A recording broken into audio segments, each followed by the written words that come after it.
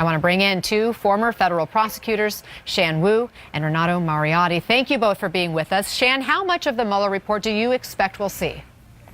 I think ultimately we'll see a lot of it, but I think in the short term it's going to come out very painstakingly with a lot of legal fights over every step of the way. So I'm not hopeful we're going to see a big chunk of it anytime soon. How do you think we'll end up seeing a lot of it then eventually? I think ultimately there may be some leaking that's going to go on, and I think the sheer willpower of so many people trying to get at it, eventually more will come out. But I think that's going to take quite some time because there have to be quite a few legal battles fought over it. Renato, some Democrats are saying they want to hear from Barr and Mueller themselves. They'll even subpoena Mueller if they have to. Will that fly at the DOJ? I don't think DOJ is going to like that, but that's the fact that elections matter. You have the Democrats controlling now the House of Representatives. They can subpoena folks, and I suspect that they're going to do so. And there's a number of different avenues they can pursue to try to get at this information. And so, you know, Shan just mentioned the legal analysis. I think that's one track of this. But obviously, on the political side, there's a whole other track, and there's a lot of bipartisan pressure to see that report.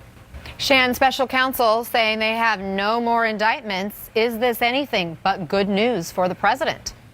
Well, I think it is good news for the president that the special counsel has no more indictments, but there may be additional bad news. To me, that only means that Mueller's people were not going to do any more indictments. It does not preclude the possibility of other handoff jurisdictions like the Southern District of New York or even my old home office, the Washington, D.C.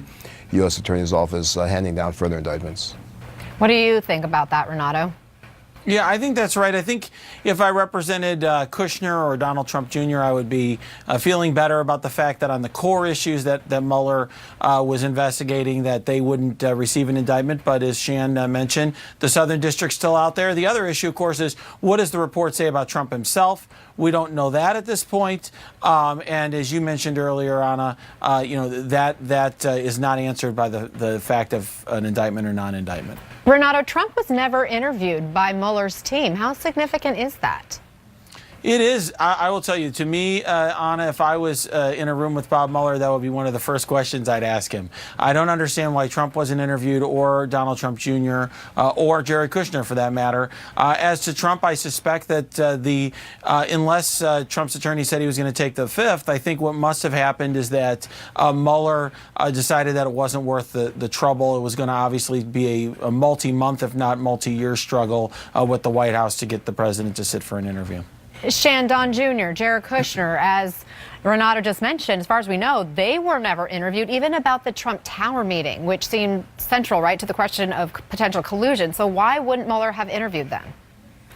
Yeah, it's a little bit of a mystery. Usually, as Renato knows, you save people who are really the targets for last. You may not interview them all, just indict them. So that's one possibility, is maybe they are looking like that. The other possibility, of course, is that the evidence that Mueller did see essentially exonerated them, that perhaps they found that the substance of the Trump Tower meeting did not really go to their core mission, and that's why they did not need to be interviewed. It's very hard to read those tea leaves at the moment. I agree with Renato. I would love to ask Mueller that question. I think Congress wants to ask him that question as well, and I think there's going to be a big fight over whether he can answer that question.